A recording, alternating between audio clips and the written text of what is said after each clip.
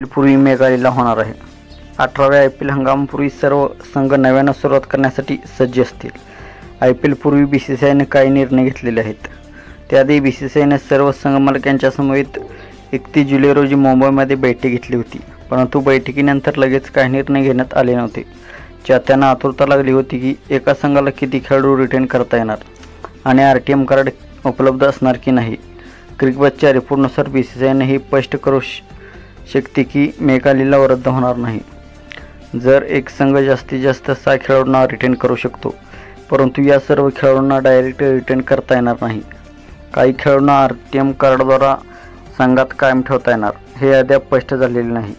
2022मध्ये IPLचा mega लिलाव पार पडला होता. त्यावेळी RTMचा पर्याय उपलब्ध नव्हता, परंतु यावेळी RTM कार्ड असण्याची शक्यता वर्तवली जात आहे.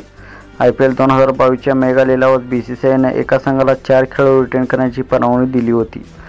यावेळी BCCI मेगा लिलावापूर्वी पर्स मनी वाढवण्याची परवानगी देण्याची सुद्धा शक्यता वर्तवली जात आहे.